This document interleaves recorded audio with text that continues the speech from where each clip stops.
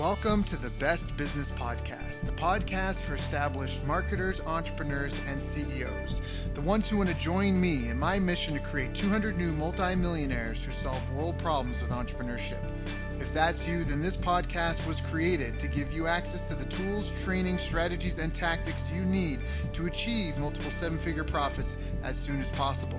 This world needs the best business you can build, so please get ready, open your mind, believe you can do this, and let's build a better world together for future generations.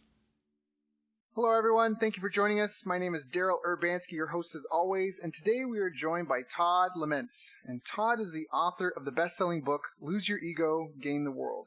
He has a huge social media presence with over 200,000 followers on Twitter, is a corporate trainer and motivational speaker doing over 60 training appearances per year.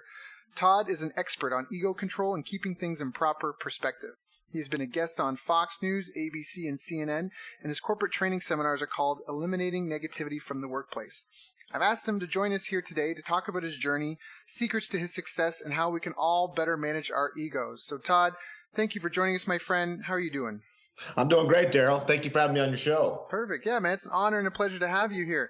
So especially with ego, having traveled through Asia and spent some time in Japan especially and learning shakuhachi, the Zen flute and that, this is actually a really important topic to me because egos really trip people up a lot. But you probably weren't always on this topic as well. And so even an entrepreneur and a speaker and a motivational speaker. So how did you even get started? Like, what were you doing before you got into this?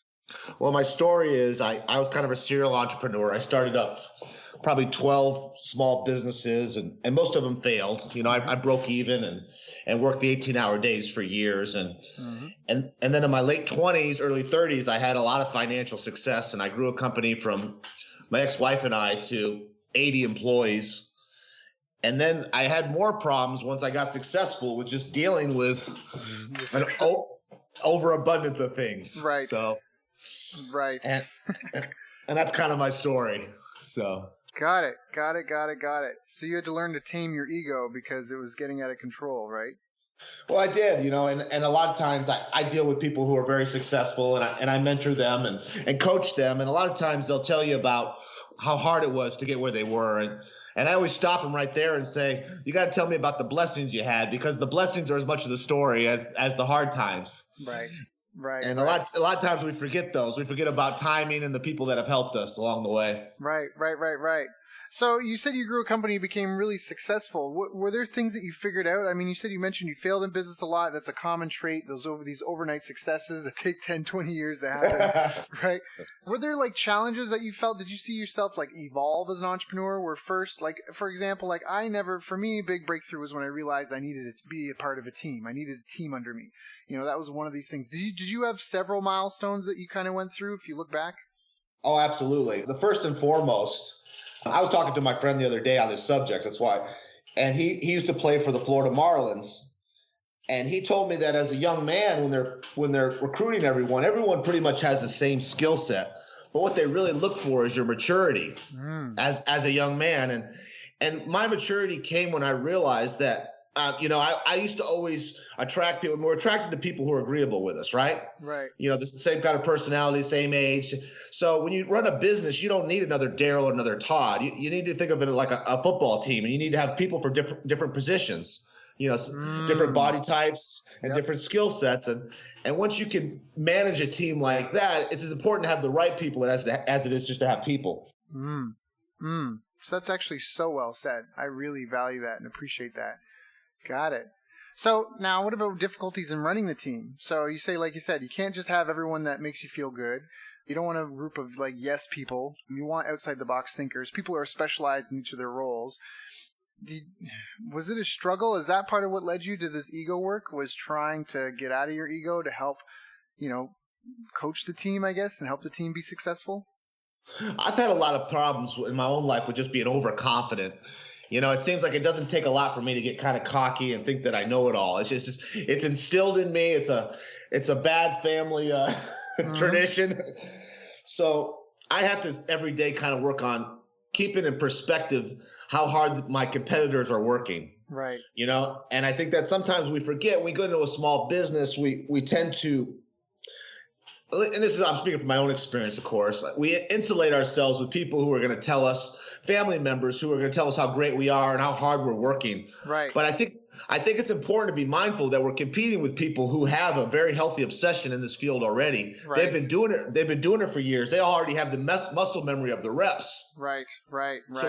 So if we want to be on their level, we got to get out there and start playing ball right away. I love that.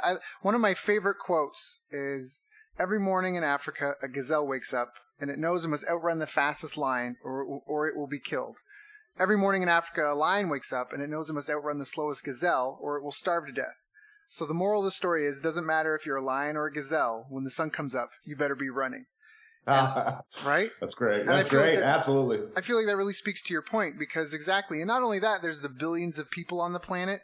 And, when in your country, you may have, you may feel like in your city or your niche, you're, the cream of the crop, you're at the top of your industry, but you have no idea what's going on the other side of the world, what technology is being developed, what software programs, what young kids are coming up that are just going to crush you. And so, you can't just sit on your laurels. I think that's a great, it's almost like the ant and the grasshopper. Like and I think it's also why it's important to do what you love, right? Because you kind of have to be disciplined and on your game every day.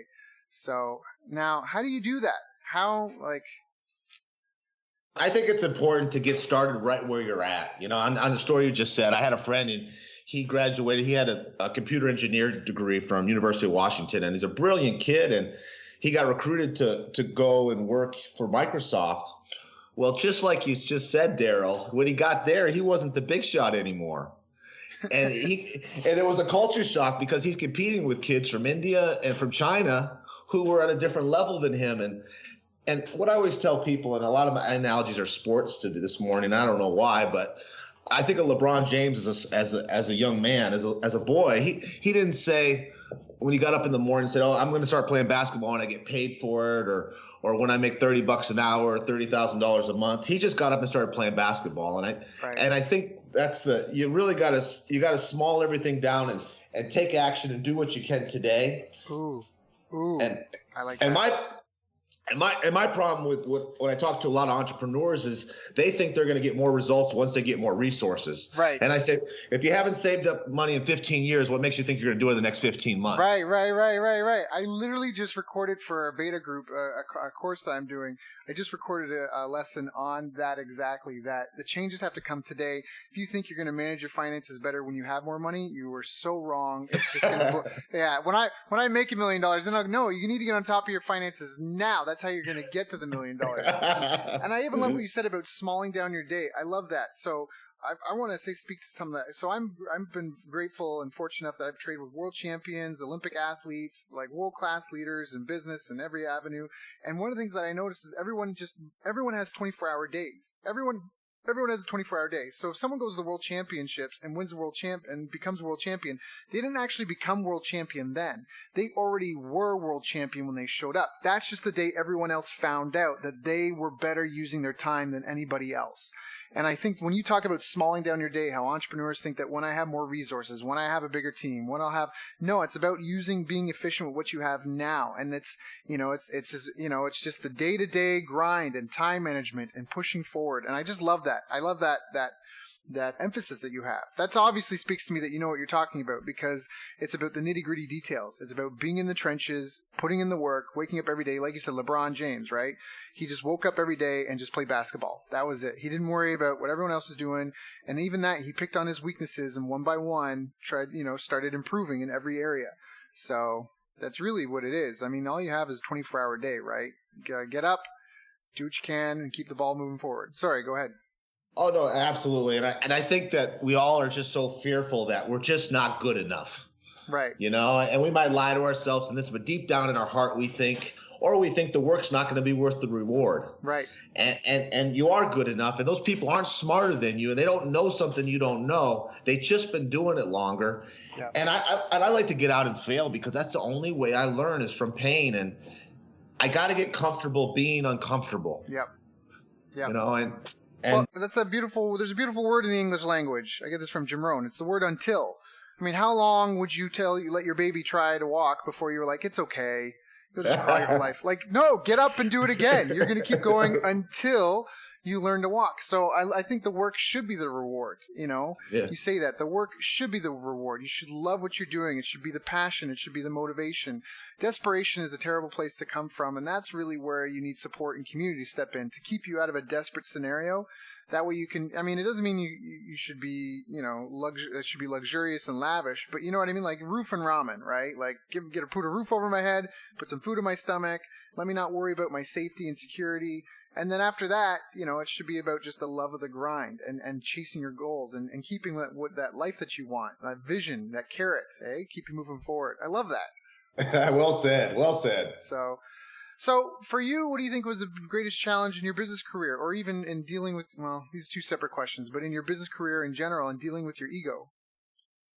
Pretty much how I kind of got toxic with my personal relationships. When I hit a bottom in my business, I owed 80 people payroll, and I owed my vendors, and I owed everybody money, and I had mismanaged, like you said, the $1,000, and now we're dealing with $1 million. Right. I was proud of the fact that I was humbled by the fact that I could start over and do everything the right way. So right. Yeah, that's important. I like how you said that. Hey, you mismanaged $1,000, so now that you were in control of $1 million, right? It didn't make the situation any better. Exactly what you said. Yeah, it's exactly what you said. So yeah, I'm a huge proponent for living on only 70% of what you make, never spending more than 70% of what you make. I'm a huge fan of dealing in cash as much as you can. Treat plastic like a kiss of death. You got to use it sometimes, great, but it's like this random variable that's kind of outside your awareness. You might check it every month, but it's not like the same as when you hand cash over to someone and you're like, I have 10, now I have 5. Like I feel like you just naturally are a better money manager if you actually can see and physically witness, you know what I mean? Like the expenses happening. Again, online and with large sums, you can't do that. But generally speaking, keep the cash in your control, not just have people giving your cards, and try to keep that control on it as much as you can as possible.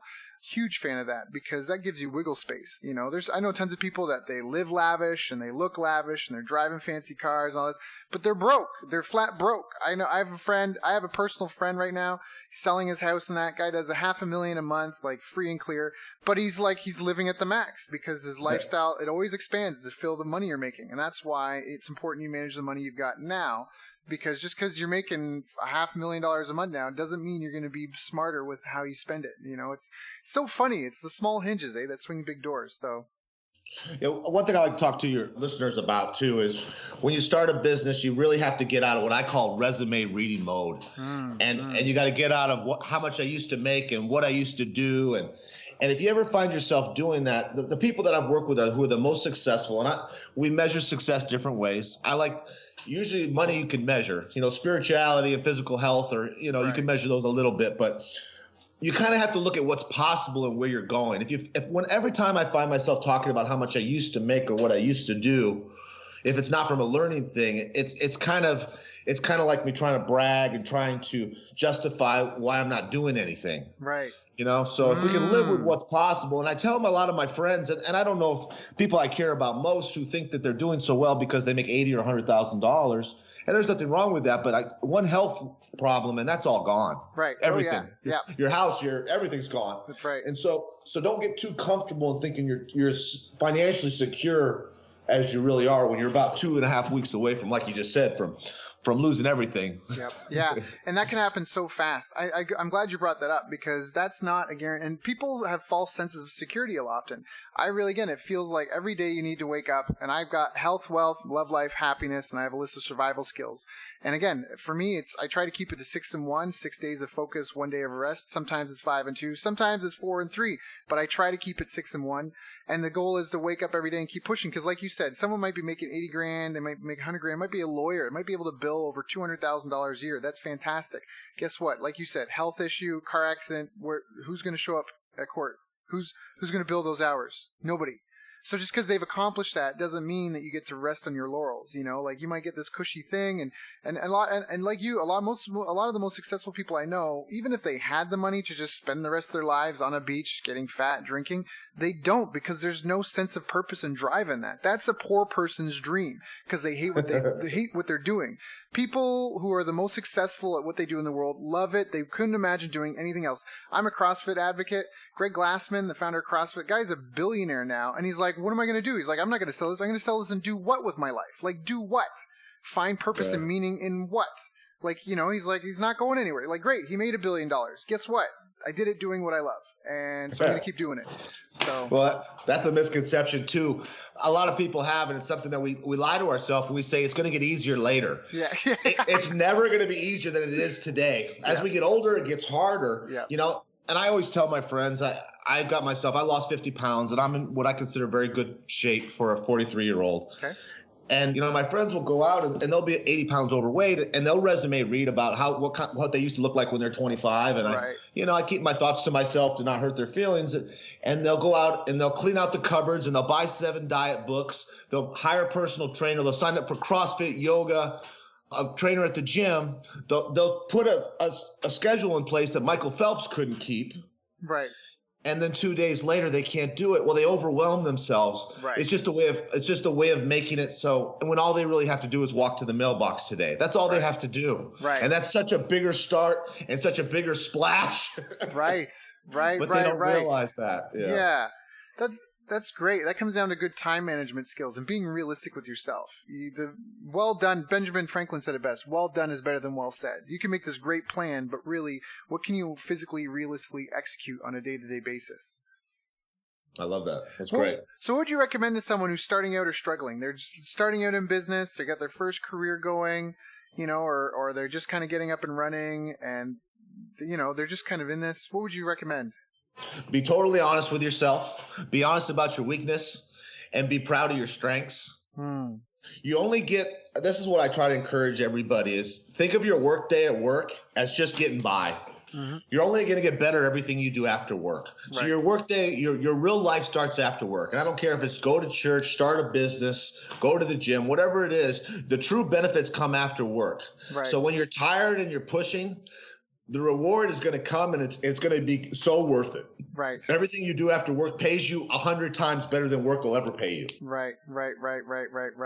Yeah. And that's a great way to put it. I was reading something on creating habits, and they were saying that it's a 3-part process. There's a cue, there's the habit, and then there's your reward. And as long as you have those 3 in line, this cue happens, whether it's an alarm to get up, and you go through your routine, and you have the reward, whatever it is, the smoothie you want, whatever your reward is, jerking off in the shower, whatever your reward is. As long as you keep those 3 things, it can help you with that discipline to keep yourself in place and get moving forward on a day-to-day basis. So I guess when you say you work with a lot of clients, a lot of really successful people, people who have achieved that level, what are some of the greatest mistakes you see your clients and these entrepreneurs making at the high level? Flip it now. The thing I like about I think this is so funny to me, is the people who are the most successful have screwed up the most. They're the most flawed. They're never, Daryl, they are never the most talented. And you know this from athletics. Yeah. I was a very high level boxer, and I used to tell people the best boxers in the world, you never heard of them because they just didn't have the maturity, and life got in the way. They just couldn't stay laser focused. And the people that things come easy to, they just don't work at it all the time. Right. And that's the same thing in the business world. What really separates people is their social skills. So you really got to get a B. I've worked on it. I work on it every day, being a clearer communicator. For years, I tried to, being an extrovert and being on stage talking to people. I kind of got a little showy with how I talk to people. Well, I've had a lot more success now that I've spoke simpler to people right, in a way that they can relate to. Absolutely. So I'm actually being heard, and I'm actually listening to them as opposed to just hearing myself. Right. Yeah. Don't get me wrong. I still love my sound of my own voice. Yeah, no, it's all good. But you have to have that. That's confidence, so it's fine. There's another great quote: "Hard work will always beat talent when talent refuses to work hard." And I think that speaks to what you're saying. It's people who have the most talent that take it for granted. They don't do anything with it. It's the guys that put in the hours. It's literally People get this, there's a misconception. Everyone's heard the 10,000 hour rule, that to be world class is something you need 10,000 hours. What people don't know is that the basics, just to learn the fundamentals, to get past being a beginner at something, it's 20 hours of practice for almost whether you want to play ukulele, you want to learn ballet, you want to learn how to tap dance, you want to learn hockey, whatever it is, 20 hours. And it's not 20 hours reading. It's not 20 hours at the gym talking to people. It's 20 hours doing the task, 20 hours doing it. Boom, you're past the beginner level. Now you're intermediate. Now you should be getting some sort of results and be, you know what I mean? Be able to hold a tune if you're playing piano, like, you know what I mean? And just now it can be fun. And now you're in the intermediate space. And the rest of that is just refining your craft and your work. So. And that's encouraging. I can do 20 hours of anything, right? That's encouraging. Exactly. Everyone's got 20. You could do that in a week. Yeah. That's it. I'm going to be tap dancing next week, Todd. You're going to see me. I'm going to be tap dancing. That's right on. Yeah. So, do you feel that anything was ever holding you back in your business career? Like, what was holding you back the most, I guess, could you say? I think my own insecurities, thinking I wasn't good enough, thinking I didn't have enough money. Okay. I think that was the big thing. Waiting on resources to me was, and when I've had a lot of resources, and I have had it, I've wasted it all. Yeah. That's the sad thing about it. Yep. And so, and not taking enough action, and there's always someone's going to help you if you're willing to ask. If you're, and then you got to keep in mind too, the people that you ask, that they're telling you not just what you want to hear. Yep. But what the truth is. Yep. A lot of times, very successful people are very poor self-evaluators, and the reason is because they've taken so much action, they don't really know what works. Right. So they just kind of go on this reel of what they thought worked. Yep. So. Yep. No, that's so true. That's why sometimes the best competitors aren't always the best coaches, because they just like, I don't know, I'm just in it. I'm just doing. So. Well said. And the best ones can't coach, right? They can't coach at all. Yeah. Yeah. Not always the case, but again, they're so busy into it, and having the coaches tell them what to do, they're just great executors. So, and there's nothing wrong with that. There's great coaches, there's great executors, and then there are the few unicorns that can do both. So, now, do you have any habits or anything like that you feel help you on your path to success that you kind of are focused on maintaining now? It's very similar to what you said. Starting everything early and having a daily dull routine. I teach, my business life is a lot like I do my cold calls every day. I call meeting planners. I call speakers bureaus, and I keep marketing. I keep the momentum going. I'm very big in forward momentum and not letting it go, because it just doesn't get any easier. And I found that it gets easier once you just kind of get the repetitions up. I look at it like a long distance runner, and it gets up every morning and you run. There's no other way of doing it. It's like picking up garbage. There's only one way to do it. You just pick it up. Right. Yeah. So, and the more basic I make it and the duller it is, the more successful I am. So that is what I try to do every day.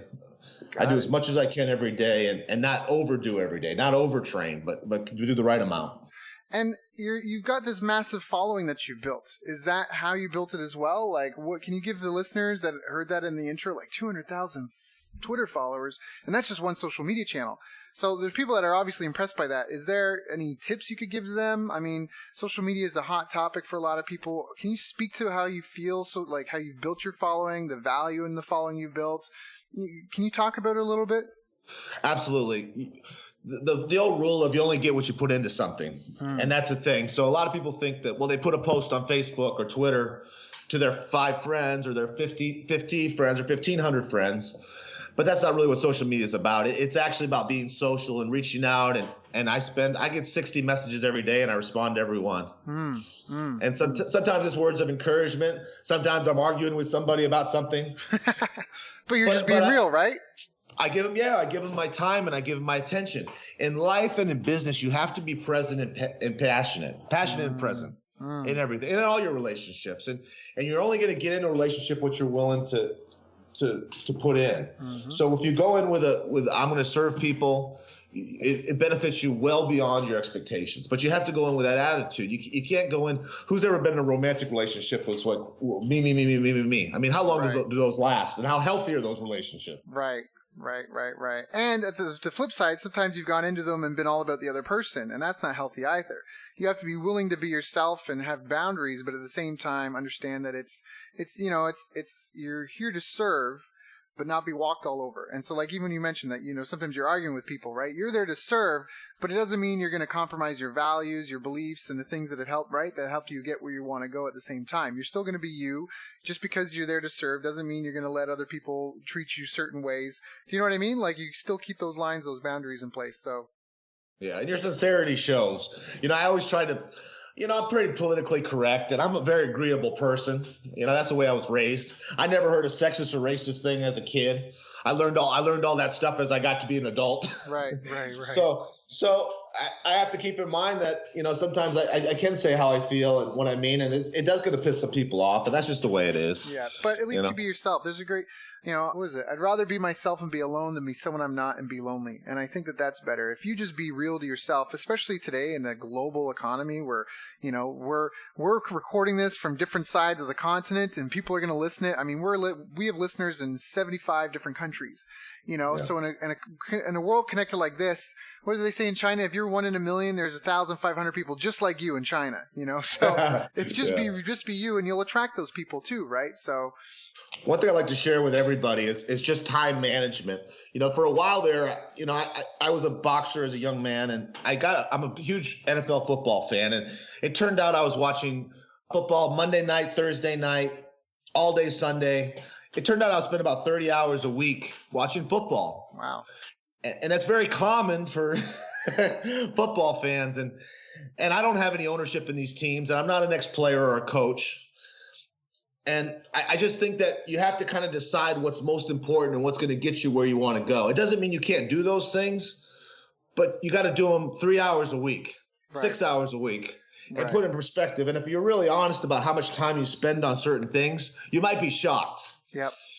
And in this country right now, politics, even though the elections are over, people will still spend 50 hours a week talking, thinking, reading, listening about politics. And unless you're a senator or a congressperson, you need to move on and start working on your life, not other people's lives. Right. Yeah, I love that. The way I like to explain it, it's like when you wake up every day, it's almost like you get, if you sleep 8 hours and you wake up with $16, which is $1 for every hour. And every area of your life, for everything you do, when you put an hour into it, it's like $1 into a saving account for that purpose.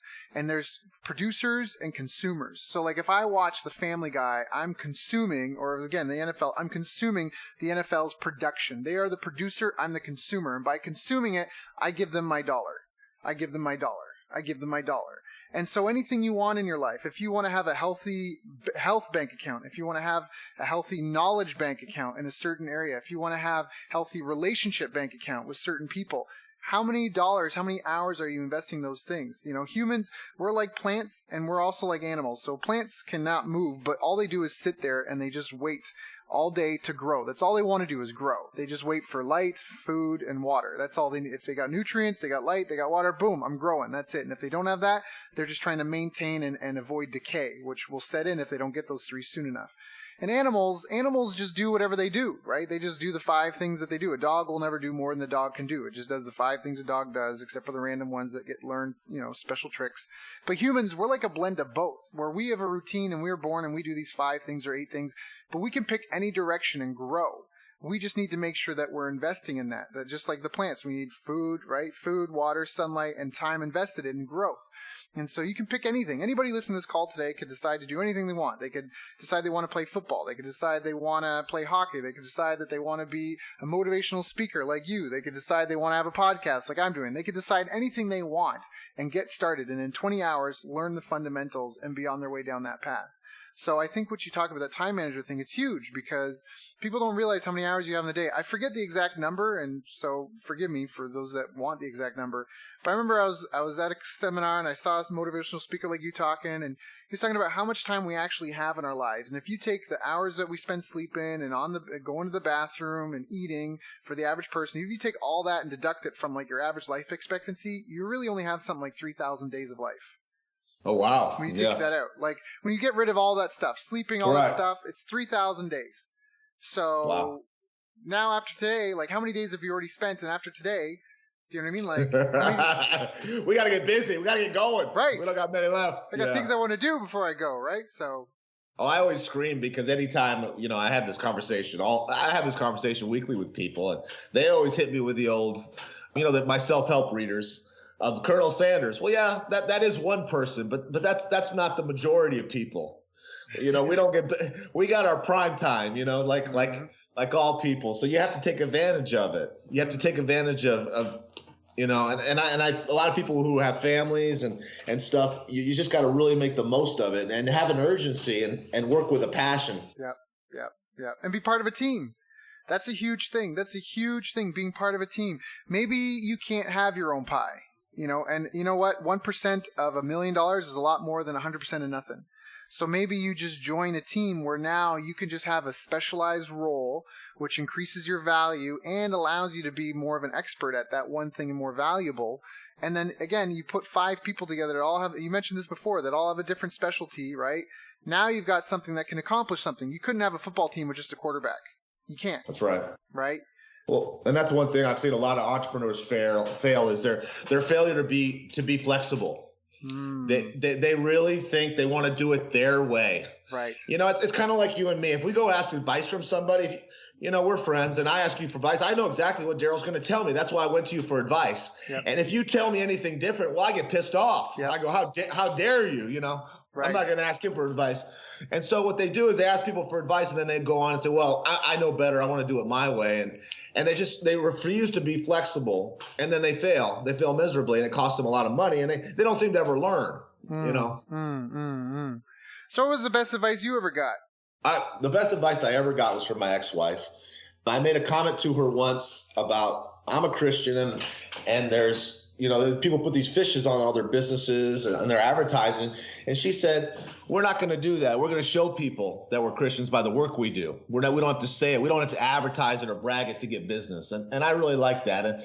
And whether you're a Christian or not, it has nothing to do that. You show people how you are. Love is a word. Love is really an action, right?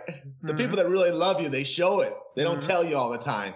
You got to be wary of people who tell you that how great they are. Let them show you. Let them prove it. And be that way of people. Give so much service. Win your people over so they wouldn't use anybody else, that they become evangelists for you. Yeah, actually, but work hard in silence, let results make the noise. That's definitely the way to do it.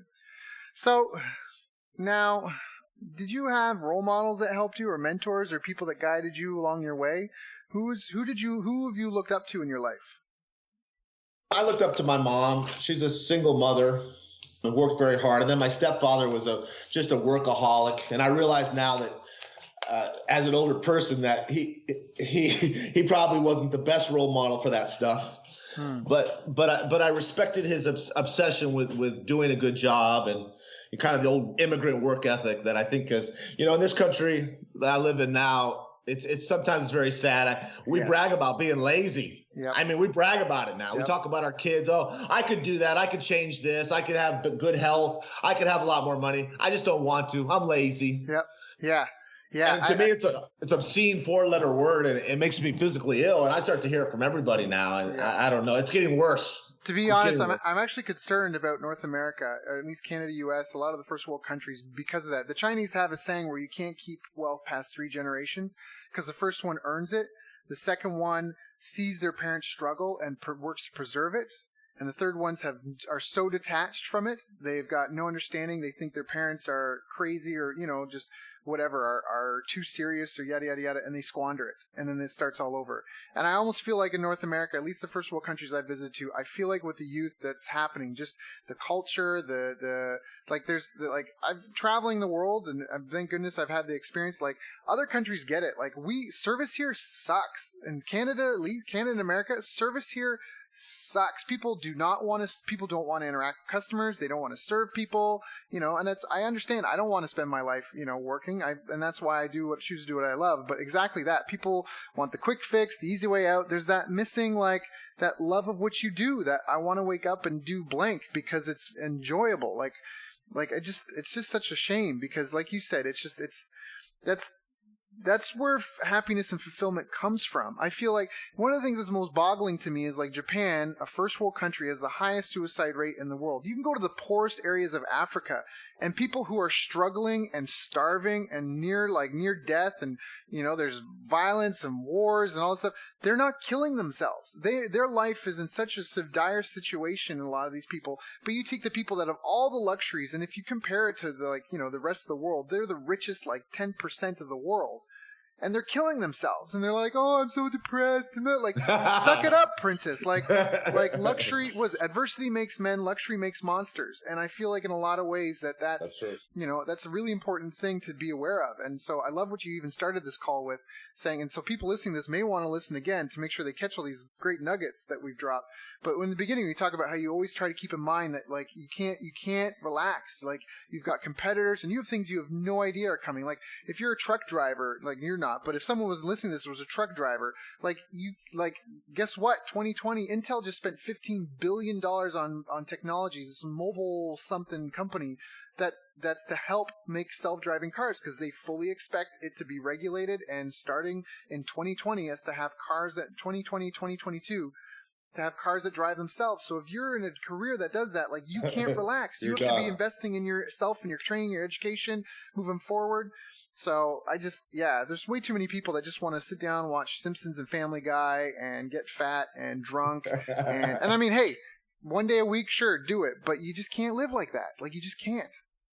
Yeah, I had a certain, it's funny, as a younger man, I got a job with a company, and me and this, immigrant guy from the Philippines, it was his first day, and I was there, and I wasn't nervous, and I didn't have a care in the world, and he was there, and he was sweating, and he was excited, and he was very anxious to know who he'd be working for and what he'd be doing, and who his boss would be, and if they would be happy with him, and I didn't understand what his problem was.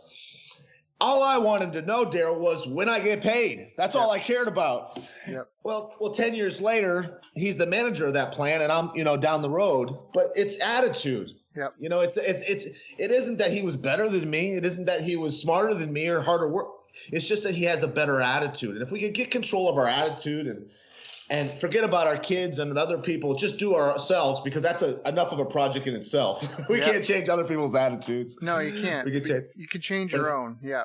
But that's all we have to do. We don't need any new skills. We just need that. We need that in the 20 hours. I love that 20 hours thing. That's great. Yeah. Oh, that is great, because it's just such an easy – who doesn't have 20 hours? I mean, if you can't put 20 hours in a month, you need some help. It's 20 hours. It's 20 hours, cut it, whatever. So I fully agree. That attitude is a great thing. And I remember a buddy of mine, he moved to Calgary, and he said something, and I'm lots of different people in the world, all shapes and sizes, but I'm not racist or really prejudiced against any particular group. I'm talking to a buddy of mine in Calgary, and he said something. His girlfriend had a car accident. He was like, "Oh, all these Indians come in here." And I'm like, "What do you mean?" He's like, "Well, they can't drive, and they live 6 people to a house, and they work for half their normal wages." And I was like, "Dude, here's something you need to wake up to. They're doing that here in Canada."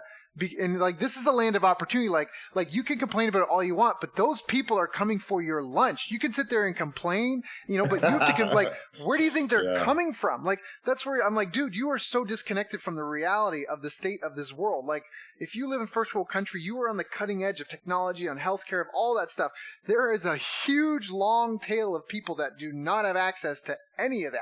There's people who do not have access to clean water just to drink on a regular basis. And so I'm like, these people are coming here. You don't realize that should light a fire under. You shouldn't be like, "Oh, these immigrants." You should be like, "Man, it should be motivating for you, because that's the fight that you're in." And people are so disconnected. Some people are so disconnected. You can tell the passion in my voice. I've seen it. I've been in the Philippines. I've got a nonprofit going. I see 50-year-old men and women it's got 2 grocery bags living on the street, and that's it. That's their life. And then people here want to boo hoo because they feel, "Oh, my pension, it's just I can't really do a whole lot." Then fucking get up and go do something. Go mow someone's lawn. Go stop being such a sniveling brat. Sorry, I'm gotta go. I appreciate your rant. We get that where I live in the Seattle area. We get these people who they have, like you said, a pension, and they're 100 pounds overweight, and they're probably going to die the day they retire, and they think, oh, my land and this and that. I just kind of roll my eyes. I'm thinking, well, but it's the luxury that they got, and people don't even realize colonization will not last that much longer. I really don't think. Maybe another 50 years, maybe 80 years most. So maybe it doesn't apply to us, but it definitely applies to our children. Because colonization is basically me showing up in your home with a gun, going, "Hey, I'm going to kill everybody unless you sign this contract saying that I get 50% of everything everyone in this house earns." And that's colonization. That's why that's why £1 is worth like $2 or 2.5 Canadian dollars, because England went and showed up at more countries than anyone else and said, hey, half of everything that's yours is mine now. Haiti's a French colony because France showed up with battleships and said, hey, we're going to kill everyone on this island unless you sign this debt paper saying you owe us $1 bazillion trillion million for that you're going to pay and your kids are going to pay and your great grandkids are going to pay. That's colonization. That's why we have first, second, and third world countries. It's about debt and who owes debt to who. And that's not going to last forever, because people are going to start waking up to this and being like, hey, no. And so a lot of these people that have this luxury and we've got this lifestyle and all that, it's because the country, like the citizens of a country, there's no single person they can point a finger at, like, oh, they did it. You can't really say, oh, you, Daryl, you Canadian, you did this. Like, I didn't do it. And you know what I mean? It was my great grandfather. You know what I mean? So but again, it's evolving, and it's just, people just got to wake up. And that's where I feel like the entrepreneurs really will save the world and save the day. Technology, software, all that sort of stuff. People who are motivated and thinking forward and just listening to the lessons that you shared, about being accountable to themselves, about working on what they're passionate on, about waking up every day and having a set work schedule that they are disciplined with. And, and one of my favorite quotes about mastery is, do it until it becomes dull, and then do it until it becomes beautiful again. Because you said you have the same dull day you do every day. Yeah, but it's beautiful. And I bet when people could see your bank account, they'd be, you know what I mean? Like, I'm sure they'd be like, that's beautiful too. And you're like, yeah, but you got to be able to do the work. I mean, that's the world that we live in. It's the world we live in. You can cry about it all you want, but I mean, you only got the one life to live. So suck it up, princess, and enjoy the journey, So now, what do you see are some of the future trends of things like social media and the things that you're involved in? I see them getting more live time, like Facebook Live, Snapchat. I think that's going to be the new thing, that it's going to be less posting and conversational. It's going to be more video, more YouTube, And I always, all entrepreneurs and stuff, putting something up on YouTube has no value unless you market it like heck. Right. You got to go out there and just tell everybody about it and tell everybody what you do all the time. Right. Don't think because someone's your friend or your cousin or your whatever, they know what you do. Right. You got to tell them like 35 times. Right. Yeah, that's right. We think that because we feel like we're the center of the universe. We feel like we're the leading actors and actresses in this movie, and everyone's watching it and taking notes on our life, but they're not. Nope. They're running their own race. Yep. We're even to your own the people who are closest to you. So keep that in mind. Yep. So if you're going to try to make money, you gotta keep knocking, pounding on the door. Yep. And problems are markets. I think that's an important thing I want to put out there as well. Problems are markets, not demographics. So what I mean is that it's not soccer moms. It's not that, because that's what happened to newspaper companies. They thought they were in the business of distributing stories wrapped in advertising, and they weren't. And that's why they got decimated, because they weren't trying to solve the problem better and constantly trying to be better. They weren't waking up trying to be better every day. They had this, what they thought was a monopoly, this kind of little, I'm going to sit fat on my laurels and collect cash. And again, they forgot about serving their customers, serving the people. And so they got decimated by the internet and blogs. And some of them survived and found a way to manage, but they were the ones that really focused on, all right, how do we do what we do better? So I think, just like you said, you got to tell people what you do, and part of that is being in the marketplace, helping those people, having a skill, being passionate about it. I do this because I suffer if I see business owners. I go to restaurants and I can't relax. If I go to a business, like you talked about small businesses, if I go frequent a small business, it's a pain point for me, because I know the pain. Because like you mentioned, having failed, I failed in business too, and it eats at me, like, to go to a restaurant and be like, hey, this is prime time dinner time, and there's just me in your restaurant, like looking at the owner like, dude, what are you doing, man? Like seeing him behind, like in my head, like I'm screaming at the guy. I'm like sitting there all quiet, eating my meal in my head. I'm like screaming at this man because I'm like, your business is dying, fool. Like, what are you doing? Like, you gotta, so you gotta find something you're passionate about, some way you want to improve the world, and make that your mission, your purpose, the reason why you get up in the morning, and then have that drive you and why why you want to help people. And I think Zig Ziglar said it best, you can have anything you want as long as you help enough people get what they want. And I think that again, that's at least in our society, maybe not in terms of survival, in terms of like the sun, the oil, the sun, the soil, the wind, the earth, and water, but in terms of just surviving in our society, that will be enough that, you'll always have food on your table. So, Todd, there's been so much good stuff in this call. Again, for people listening, I really encourage you to maybe listen to it again. And if you didn't have your pen and paper, which I encourage everyone to listen with your pen and paper and take the notes and make the list that we tell you to at the end, things for you to do, things for you to delegate, things for you to buy, things for you to learn in the next 30 days, etc. But Todd, is there anything that I didn't ask you about that I should have asked you about? Oh, you and me could talk all day, but have me on your show again. I'd appreciate it. It's a lot of fun. Yeah, thanks, man. Well, it's been an honor and a pleasure to have you. I am so jazzed. This is great. I'm going to go out. I'm going to crush the day. You definitely got to help me get hyped up. And again, for the listeners listening, don't just be excited. Put to action. Action equals results. And movement is better than meditation. That's something no monk will tell you. You can meditate all day, which is a great thing to do, but movement will get you feedback, and feedback will help point you in a better direction. So, Todd, again, thank you so much. I wish you and your loved ones and your family all the best. Thank you so much for coming to my show. I definitely love to have you back again. And just thank you. Thanks, Daryl. Restore your life and start today. You've reached the end of our interview. Now, first, let me thank you for listening. I appreciate and respect you more than you'll ever know. And now I'd like to ask you a couple of questions. First, what 3 lessons did you just learn? What 3 aha moments just jumped out at you? Second, what can you implement for yourself and your business in the next 24 hours? Third, what can you give to someone else to help you with, or give them to just do it for you? Whatever it is, remember, taking action is the secret sauce to results. Now, if you think this interview would be helpful for a friend, please give them a link to it. It'll help them and it'll help me too. I'd also like to invite you to help me find out more about the challenges you're facing, your dreams, your goals, and how I can help you overcome what's holding you back. We both do better when we know better, and your success is my success. So please reach out and interact. You can visit our website, bestbusinesscoach.ca for Canada or California, where I'm from and where I'm living. You're welcome to also try out one of our paid programs. You can find us on YouTube, Facebook, and pretty much every other social media channel you can think of. You should also subscribe to the podcast, and if you're enjoying them, please leave us a nice review. It really helps. That's all for now. Once again, thank you. Take care of yourself, and remember, the world needs the best business you can build. And I believe in you.